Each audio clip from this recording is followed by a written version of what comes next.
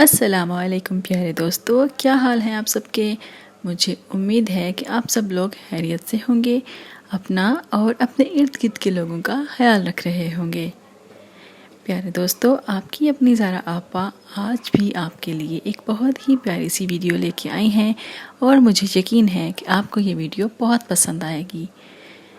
Video شروع کرنے سے پہلے آپ اگر میرے چینل پہ نئے ہیں تو سبسکرائب کیجئے اور بیل آئیکن کو دبائیے، اور ویڈیو پسند آئے گی تو اسے لائک کیجئے اور دوسروں کے ساتھ شیئر بھی کیجئے۔ تو آتے ہیں آج کے ٹاپک کی طرف۔ آج کا ٹاپک ہے مسجد نبوی صلی اللہ علیہ وآلہ وسلم۔ پیارے ساتھیوں، جیسا کہ آپ سب جانتے ہیں، مسجد نبوی صلی اللہ علیہ وآلہ وسلم مدینہ منورہ میں واقع ہے۔ حضرت محمد رسول اللہ خاتم النبیین صلی اللہ علیہ وآلہ وسلم نے ہجرت مدینہ کے بعد جو سب سے پہلا کام کیا وہ مسجد کی تعمیر تھی، جسے مسجد نبوی صلی اللہ علیہ وآلہ وسلم کہا جاتا ہے۔ مسجد کے لیے حضور اکرم صلی اللہ علیہ وآلہ وسلم نے جس جگہ کو پسند فرمایا وہ دو یتیم بھائیوں حضرت سہل اور حضرت سہیل رضی اللہ تعالی عنہ کی ملکیت تھی۔ وہ اس زمین کی قیمت نہ لینے پر بضد تھے، بلکہ اس بات کو اپنے لیے بڑا اعزاز سمجھتے تھے کہ ان کی اراضی شرف قبولیت پا کر مسجد بنانے کے لیے استعمال ہو جائے، مگر آپ صلی اللہ علیہ وآلہ وسلم نے بلا معاوضہ زمین لینی قبول نہ فرمائی، اور حضرت ابوبکر صدیق رضی اللہ تعالی عنہ نے اس کی پوری قیمت ادا کی۔ پیارے ساتھیوں، اس مسجد کی تعمیر میں انصار اور مہاجرین نے ایمانی جوش اور ولولہ سے حصہ لیا۔ حضور اکرم صلی اللہ علیہ وآلہ وسلم نے خود عملی طور پر مسجد نبوی صلی اللہ علیہ وآلہ وسلم کی تعمیر میں شرکت کی۔ اس مسجد کے ساتھ ایک چبوترا بنایا گیا جس کا نام صفہ تھا۔ یہ ان نادار اور غریب مسلمانوں کے قیام اور تعلیم کے لیے تھا جو خاص طور پر دور دراز سے آئے تھے اور ان کا مدینہ منورہ میں اپنا گھر نہ تھا۔ یہاں قیام کرنے اور تعلیم حاصل کرنے والوں کو اصحاب صفہ کہا جاتا ہے۔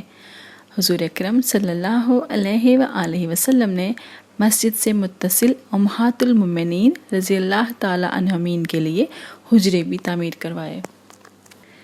مسجد نبوی صلی اللہ علیہ وآلہ وسلم تعلیمی اور معاشرتی سرگرمیوں کا مرکز تھی۔ صفہ اسلام کی پہلی درسگاہ تھی جہاں اصحاب صفہ اسلام کی تعلیم حاصل کرتے۔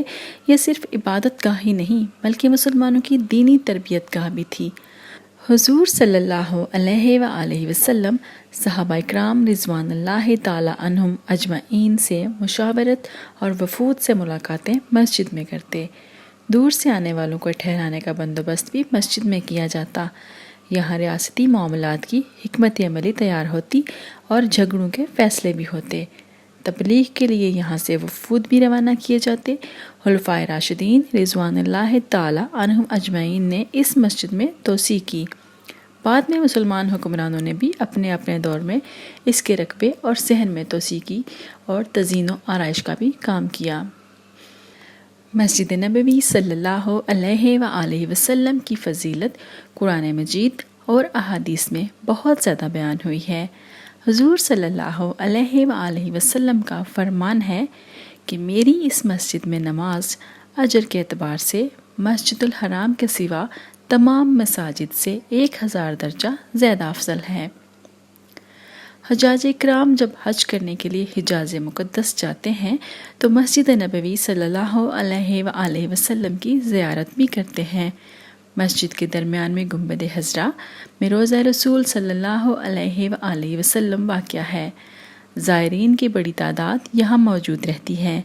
مسجد نبوی صلی اللہ علیہ وآلہ وسلم میں ایک مقام کو ریاض الجنہ کہا جاتا ہے، جس کے بارے میں حضور اکرم صلی اللہ علیہ وآلہ وسلم کا ارشاد ہے: میرے گھر اور میرے منبر کے درمیان کی جگہ جنت کے باغوں میں سے ایک باغ ہے۔